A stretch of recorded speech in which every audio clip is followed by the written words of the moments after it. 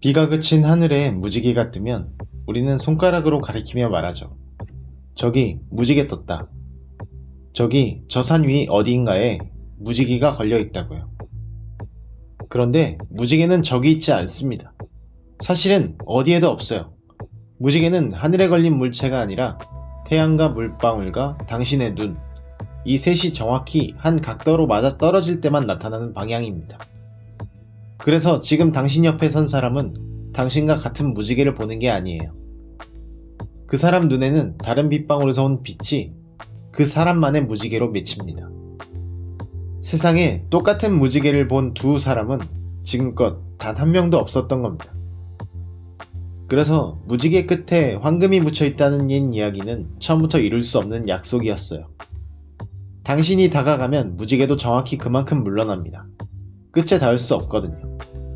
심지어 우리가 바노나치라고 부르는 그 모양은 사실 완전한 동그라미입니다. 땅이 아랫부분을 가리고 있을 뿐이에요. 그래서 높은 비행기에서 내려다보면 무지개는 온전한 고리로 보입니다. 우리가 날씨에 대해 안다고 믿는 것들, 그 절반은 틀렸거나 진실이 훨씬 더 이상합니다. 오늘은 그 진짜들을 30가지를 하나씩 꺼내보겠습니다. 방금 그 무지개가 첫 번째입니다. 무지개부터 뒤집었으니 우리가 매일 몸으로 겪으면서 잘못 읽고 있는 것들부터 차례로 짚어보겠습니다. 해가 가장 높이 뜨는 건 정오, 낮 12시죠. 그러니 제일 더운 것도 그때일 것 같습니다. 그런데 실제로 가장 더운 시각은 정오가 훌쩍 지난 오후, 대개 2, 3시에서 5시 사이입니다. 이유는 간단한 비유로 풀 수 있어요. 가스레인지에 냄비를 올리고 불을 최대로 켠다고 물이 그 즉시 가장 뜨거워지진 않죠. 불을 계속 받는 동안 물은 천천히 더 뜨거워집니다. 땅도 똑같습니다. 정오에 태양 에너지가 가장 세게 쏟아지지만 땅이 그 열을 받아 데우고 다시 공기로 내보내는 데는 시간이 걸려요. 그래서 열이 쌓이고 쌓여 오후 중반에 정점을 찍는 겁니다. 더위가 그렇다면 추위는 반대일 것 같지만 여기도 우리 직감이 틀립니다. 가장 추운 순간은 해가 지고 난 밤이 아니라 다음날 해가 뜰 무렵의 새벽입니다. 땅은 해가 없는 내내 품고 있던 열을 조금씩 내보냅니다. 이불을 걷어찬 채 밤새 체온을 빼앗기는 것과 같아요. 그 열 방출이 밤새 이어지다가 더 이상 뺏길 열이 거의 남지 않은 동틀 무렵에 기온이 바닥을 칩니다. 그래서 겨울에 가장 춥게 느껴지는 등굣길, 출근길 새벽이 실제로도 하루 중 가장 추운 시간인 겁니다. 기온 35도라고 하면 그냥 아주 더운 날이죠. 그런데 어떤 35도는 그늘에 앉아 선풍기를 쐬어도 사람을 죽입니다. 숫자는 같은데 말이죠. 열쇠는 습도입니다. 우리 몸은 땀을 흘리고 그 땀이 증발하면서 열을 식힙니다. 젖은 수건을 몸에 두르면 시원해지는 것과 같은 원리죠. 그런데 습도가 극단적으로 높으면 공기가 이미 물로 꽉 차서 땀이 증발을 못합니다. 몸이 열을 버릴 마지막 통로가 막히는 거예요.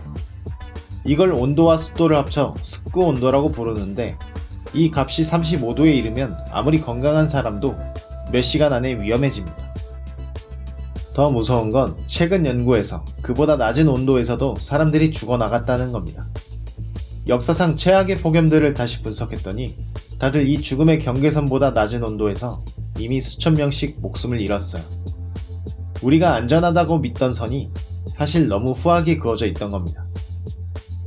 날씨가 하루 사이에 오르내리는 건 알겠는데 2분 만에 기온이 27도 뛰었다면 믿기시나요? 실제로 있었던 일입니다. 1943년 미국 사우스다코다의 스피어피시라는 마을에서 아침 7시 반에 영하 20도였던 기온이 딱 2분 만에 영상 7도가 됐습니다. 세계 기록이에요. 범인은 치눅이라는 바람입니다. 산을 넘어 내려오는 바람인데 높은 곳의 공기가 아래로 내려오면서 짓눌리면 뜨거워집니다. 자전거 바람을 넣을 때 펌프가 뜨거워지는 것과 같은 원리예요. 공기를 압축하면 온도가 오르거든요. 이 뜨거워진 바람이 마을을 덮치는 순간 유리창이 갑작스러운 온오차를 못 견디고 쩍 갈라지기도 했습니다. 몸이 겪는 착각을 지났으니 이제 하늘로 눈을 올려보겠습니다. 매일 보던 비와 구름이 알고 보면 꽤 낯선 물질입니다. 비 오기 직전 흙에서 올라오는 그 냄새, 흙 속 세균이 만든 지오스민이라는 건 이젠 꽤 알려진 이야기죠. 그런데 그 세균이 왜 이 냄새를 만드는지 거기서 진짜 이야기가 시작됩니다. 실수로 흘리는 게 아니라 광고를 하는 거예요. 이 세균은 자기 포자를 만들 때만 딱 맞춰 이 냄새를 뿜습니다. 그러면 톡톡이라는 아주 작은 벌레가 냄새를 맡고 찾아와 세균을 먹고 몸에 포자를 잔뜩 묻힌 채 여기저기 퍼뜨려 줍니다. 꽃이 향기로 벌을 불러 꽃가루를 옮기게 하는 것과 똑같은 거래죠. 비 냄새는 세균이 택배 기사를 부르려고 띄운 광고판인 셈입니다. 그런데 정말 이상한 건 이 똑같은 냄새 하나가 동물마다 완전히 다른 뜻으로 읽힌다는 겁니다.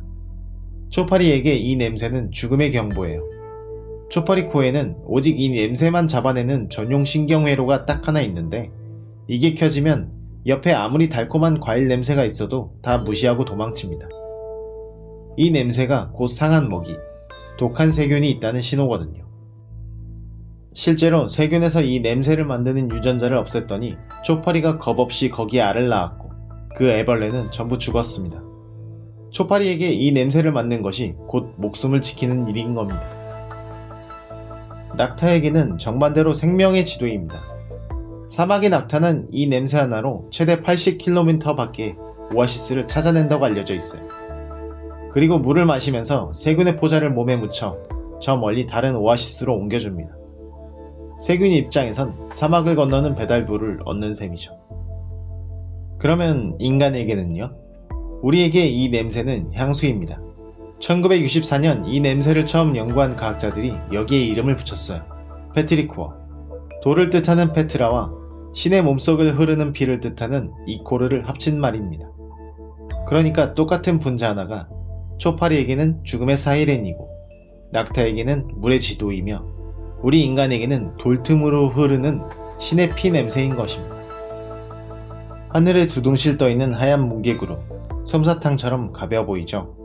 그런데 흔한 뭉게구름 하나에 든 물의 무게를 재면 수백 톤에 이릅니다.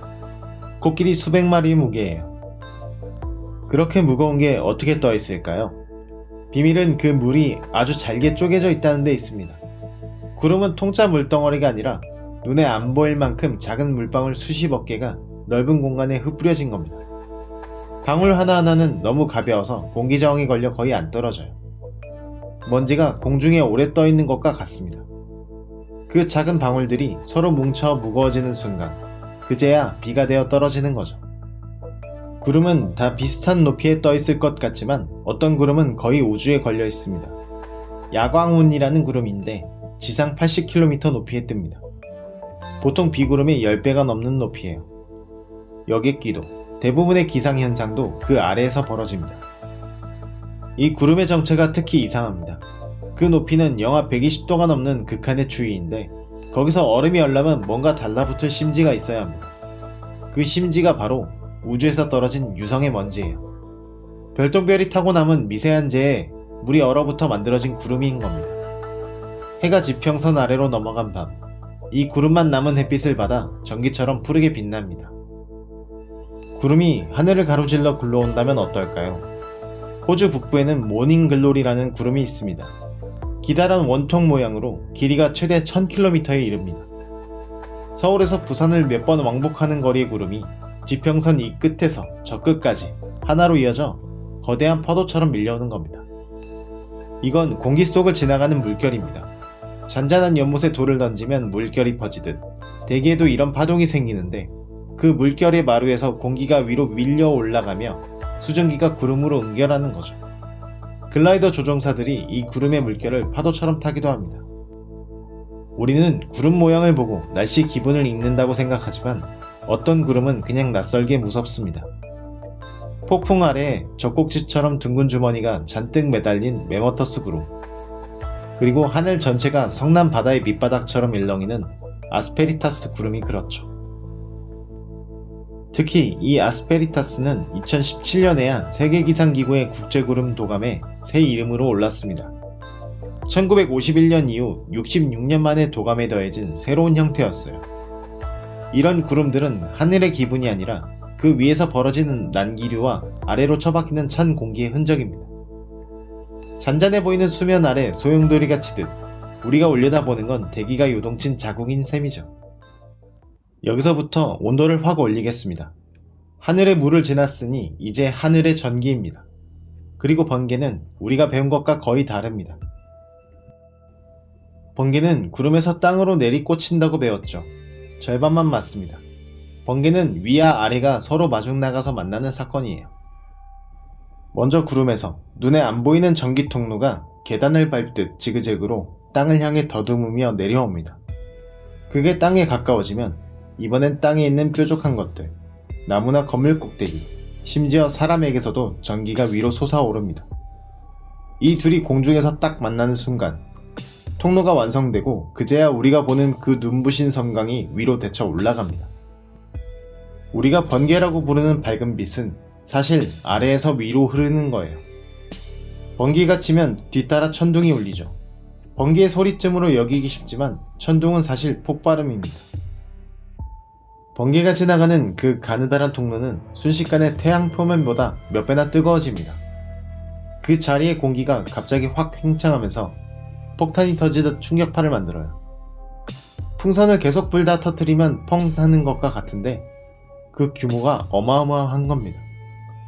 그러니까 천둥은 번개가 낸 소리가 아니라 공기 자체가 순간적으로 터지는 소리예요. 가까이서 치면 우르릉이 아니라 쩍 하고 갈라지는 이유가 그겁니다. 우리가 보는 번개는 구름 아래에서 벌어지는 일이죠. 그런데 네우 꼭대기 위, 훨씬 높은 하늘에서는 완전히 다른 번개가 핍니다. 오랫동안 조종사들이 목격했지만 아무도 안 믿어준 유령 같은 현상이에요. 붉은 빛으로 상공 50에서 90km까지 순식간에 솟구치는 스프라이트, 위로 뿜어오르는 파란 제트, 그리고 훨씬이 우주 가까운 곳에서 지름 400km짜리 빛의 고리가 확 퍼지는 엘브스까지 다 번개의 사촌들입니다. 아래에서 강한 번개가 칠 때 그 여파로 저 높은 대기가 순간적으로 발광하는 거예요. 우리 머리 위에서 우리가 평생 못 보는 또 다른 번개가 매일 밤 터지고 있는 겁니다. 이제 가장 믿기 힘든 이야기입니다. 번개치는 먹구름이 공상과학에나 나올 법한 반물질을 만듭니다. 강한 뇌우 속에서는 이따금 감마선이라는 아주 강력한 빛이 폭발하듯 터져나옵니다. 이 빛이 얼마나 센지 수백 킬로미터 밖 우주를 도는 인공위성의 관측 장비가 순간적으로 눈이 멀 정도예요. 그리고 이 과정에서 반물질, 그러니까 물질과 만나면 서로 소멸해버리는 그 반물질의 알갱이인 양전자까지 튀어나옵니다. 우리가 우산을 쓰고 피하던 그 평범한 소나기 구름이 실은 하늘에 떠있는 거대한 입자가속기였던 셈이죠. 번개는 한 동네에 내리꽂히는 짧고 국지적인 현상 같죠. 근데 기록을 보면 상상 밖입니다. 2017년 단 한 줄기의 번개가 무려 829km를 가로질렀습니다. 서울에서 부산을 넘어가는 거리의 번개가 하늘에서 하나로 이어진 겁니다. 이런 걸 메가플래시라고 불러요. 시간 기록도 있습니다. 어떤 번개는 한 번 치는데 17초가 넘게 이어졌어요. 보통 번개가 눈 깜짝할 사이인 걸 생각하면 어마어마하게 긴 거죠. 번개는 근처에서 잠깐 번쩍하는 것이라는 우리의 감각이 완전히 부서지는 순간입니다. 번개가 땅에 떨어지면 그냥 사라질 것 같지만 흔적을 남기기도 합니다. 그것도 유리로요. 모래사장이나 사막에 번개가 내리꽂히면 그 엄청난 열이 순식간에 모래를 녹여버립니다. 모래의 주성분이 유리와 같거든요. 번개가 땅속으로 파고든 경로를 따라 모래가 녹았다 굳으면서 속이 빈 유리 대롱이 만들어집니다. 번개가 지나간 길이 그대로 유리 화석으로 남는 거예요. 이걸 풀고라이트라고 부릅니다. 하늘에서 벌어진 찰나의 사건이 땅속에 수천 년간은 유리 조각으로 박제되는 셈이죠. 번개의 정체를 봤으니 이제 번개와 얼음이 재난이 되는 방식을 보겠습니다. 여기도 직관은 자꾸 빗나갑니다. 여름밤 천둥 소리 하나 없이 먼 하늘이 은은하게 번쩍일 때가 있죠. 흔히 열번개라고 부르며 더워서 생기는 특별한 번개점으로 여깁니다. 그런데 그런 번개는 따로 없습니다.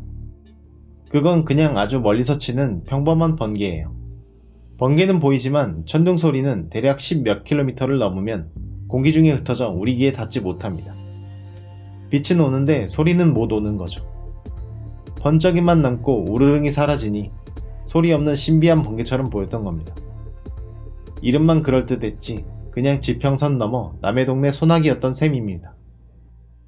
대부분의 번개는 구름 아래쪽 음전기에서 땅으로 칩니다. 그런데 드물게 구름 꼭대기 양전기에서 내리치는 번개가 있어요. 전체의 극히 일부지만 이 양성 번개가 훨씬 위험합니다.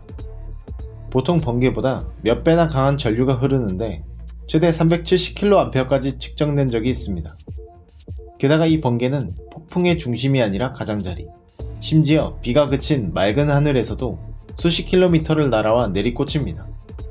마른 하늘에 날벼락이란 말이 과장이 아닌 거죠. 산불을 일으키고 비행기를 위협하는 번개가 대개 이 양성 번개입니다. 번개는 먹구름이 있어야 친다고 생각하죠. 그런데 화산이 폭발할 때는 비구름 한 점 없이도 하늘이 번개로 뒤덮입니다. 화산이 터지면 엄청난 양의 재와 암석가루가 하늘로 솟구칩니다. 이 입자들이 서로 맹렬하게 부딪히고 쓸리면서 전기가 쌓입니다. 겨울에 스웨터를 벗을 때 머리카락이 곤두서는 정전기, 바로 그 원리예요. 다만 규모가 화산급인 겁니다. 쌓인 전기가 한계에 이르면 재구름 속에서 번개가 되어 터집니다. 불기둥과 잿더미 사이로 번개가 번쩍이는 지옥같은 광경이 이렇게 만들어집니다. 하늘에서 얼음 덩어리가 떨어지는 우박, 그냥 얼어서 떨어지는 것 같지만 우박 하나에는 폭풍의 일기가 새겨져 있습니다. 우박을 반으로 자르면 양파처럼 얼음층이 겹겹이 나옵니다. 이게 어떻게 생기냐면 작은 얼음 알갱이가 폭풍 속 강한 상승기류를 타고 위로 솟았다가 무거워지면 아래로 떨어지고 다시 상승기류에 밀려 올라가기를 반복합니다. 오르내릴 때마다 물이 얼어붙어 층이 하나씩 쌓이는 거죠. 그러다 너무 무거워져 상승기류가 더는 못 버티는 순간 땅으로 떨어집니다. 미국에서 기록된 가장 큰 우박은 지름이 20cm, 무게가 거의 1kg이었어요. 야구공을 훌쩍 넘는 얼음덩이가 하늘에서 떨어진 겁니다. 하늘에서 물고기나 개구리가 비처럼 쏟아졌다는 이야기, 옛날 괴담 같죠? 그런데 이건 실제로 기록되는 현상입니다. 그리고 가장 유력한 설명은 이래요. 바다나 호수 위에는 이따금 물기둥 같은 회오리가 생깁니다. 물 위에 생긴 작은 토네이도라고 보면 돼요. 이 회오리가 수면의 물과 함께 그 안에 있던 작은 물고기나 개구리까지 통째로 빨아 올린 걸로 여겨집니다. 빨려 올라간 것들이 바람을 타고 이동하다가 힘이 빠지는 곳에서 우수수 떨어지는 거죠. 그래서 멀쩡한 마을 한복판에 물고기가 비처럼 쏟아지는 기묘한 일이 벌어집니다. 하늘의 변덕이 아니라 회오리의 배달사고인 셈입니다. 물은 0도에서 온다고 배우죠. 그런데 아주 깨끗한 물은 0도 아래로 내려가도 얼지 않고 액체로 버팁니다. 이걸 관행각이라고 해요. 얼음이 얼려면 물 분자가 달라붙어 결정을 시작할 심지, 그러니까 먼지나 티끌 같은 게 필요합니다. 그런 게 하나도 없는 깨끗한 물방울은 영하로 한참 내려가도 얼 계기를 못 잡아 액체로 남아있어요. 문제는 이 관행각 물방울이 구름 속에 흔하다는 겁니다. 이게 비행기 날개나 도로에 닿는 순간 충격을 계기로 즉시 얼어붙습니다. 비행기 착빙 사고와 도로를 순식간에 빙판으로 만드는 어는 비가 바로 이 관행각 물방울의 짓입니다. 개발 현상을 지났으니 이제 그 모든 게 뭉친 가장 거대한 날씨, 태풍을 보겠습니다. 태풍도 우리가 크기로 오해하는 것들이 많습니다. 태풍의 눈이라고 하면 가장 격렬할 중심 같지만 정반대입니다. 눈 속은 거짓말처럼 고요합니다. 바람이 잦아들고 심지어 파란 하늘과 햇빛이 보이기도 해요. 진짜 위험은 그 눈을 둘러싼 벽, 눈벽입니다. 태풍에서 가장 강한 바람과 폭우가 이 눈벽에 몰려 있어요. 그래서 태풍이 지나갈 때 무섭게 몰아치다가 갑자기 조용해지면 끝난 게 아니라 눈에 들어온 겁니다. 그 고요함의 소가 밖으로 나오면 곧이어 반대편 눈벽이 정반대 방향의 강풍을 몰고 다시 덮칩니다. 태풍의 눈이 만든 고요는 가장 위험한 함정인 셈이죠. 태풍하면 모든 걸 날려버리는 강풍이 떠오르죠. 그런데 태풍으로 목숨을 잃는 사람의 대부분은 바람이 아니라 물 때문입니다. 정작 바람에 직접 목숨을 잃는 경우는 열의 하나꼴도 안 돼요. 가장 무서운 게 폭풍 해일입니다. 태풍의 강한 바람과 낮은 기압이 바닷물을 밀어올려 거대한 물의 언덕을 해안으로 몰고 옵니다. 이 물벽이 순식간에 해안 마을을 삼킵니다. 여기에 폭우로 인한 홍수와 산사태까지 더하면 태풍의 진짜 살인자는 눈에 보이는 바람이 아니라 밀려드는 물이라는 게 분명해져요. 우리가 바람 세기에만 신경 쓰는 사이 정작 물이 사람을 데려가는 겁니다.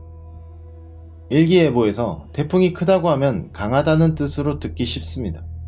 그런데 태풍의 크기와 세기는 완전히 다른 이야기예요.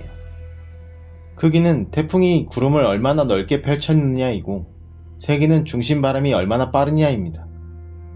그래서 몸집은 자그마해도 중심 바람이 무시무시하게 강한 태풍이 있고, 반대로 하늘을 뒤덮을 만큼 거대한데 정작 바람은 그럭저럭한 태풍도 있어요. 넓다고 방심하거나 작다고 안심하면 안 되는 이유가 그겁니다. 우리 눈에 보이는 구름의 넓이가 그 태풍의 힘을 말해주지는 않습니다. 태풍이 두 개가 가까이 붙으면 어떻게 될까요? 그냥 부딪혀 사라질 것 같지만 이 둘은 서로를 중심으로 빙글빙글 돌기 시작합니다. 마치 손을 맞잡고 도는 것처럼요. 이걸 발견자 이름을 따 후지와라 효과라고 부릅니다.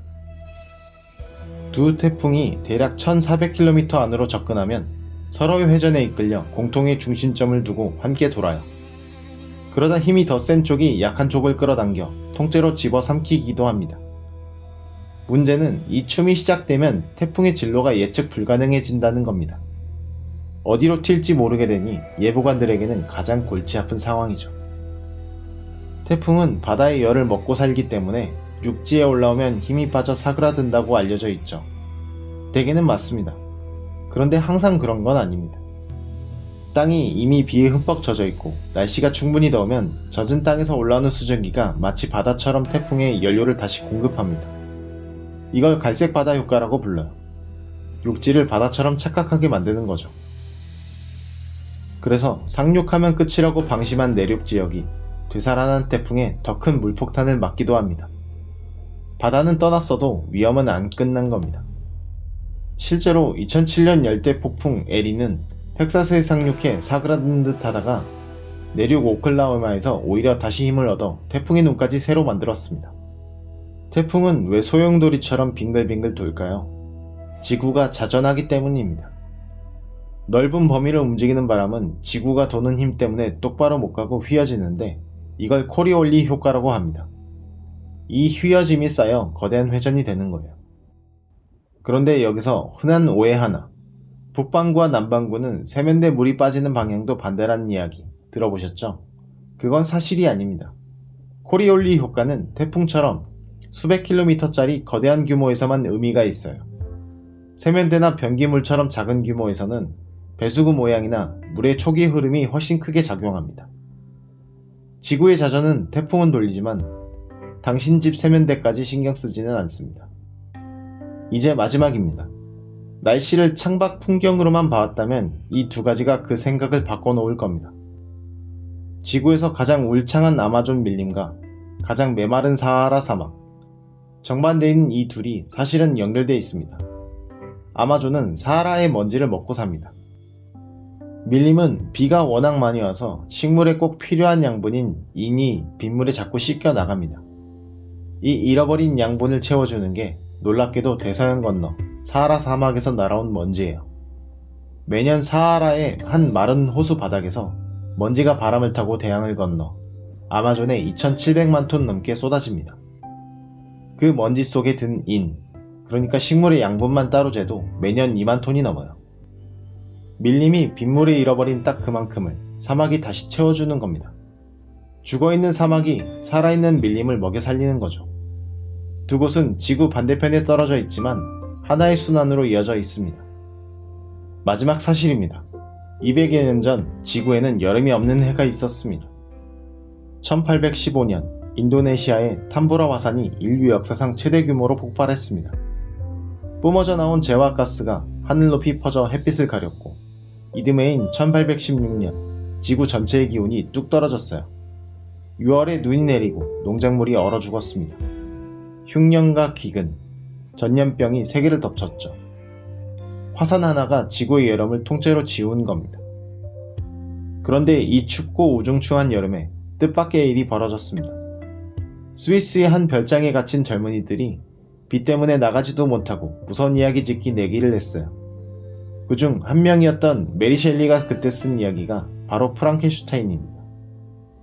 날씨가 한 해의 여름을 지우고 동시에 인류의 고전 하나를 탄생시킨 겁니다. 여기까지 날씨에 관한 30가지였습니다. 우리는 날씨를 하루에 붙이는 배경음처럼 여깁니다. 비가 왔다, 더웠다, 바람이 불었다. 그게 전부인 것처럼요. 그런데 오늘 본 것처럼 대기는 모래를 유리로 만들고 반물질을 뿜어내고 바다 건너 사막의 먼지로 밀림을 먹여 살리고 화산 하나로 한 해의 여름을 지워버립니다. 날씨는 창밖의 풍경이 아닙니다. 지구가 태양에게 받은 에너지와 물질을 끊임없이 옮기고 버티고 되돌리는 거대한 순환입니다. 그리고 그 순환은 저 바깥에만 있지 않아요. 지금 이 순간에도 당신이 맡는 냄새와 흘리는 땀과 들이쉬는 숨 속으로 매일 통과하고 있습니다. 우리가 매일 무심코 올려다보던 하늘은 사실 한 번도 단순한 적이 없었습니다.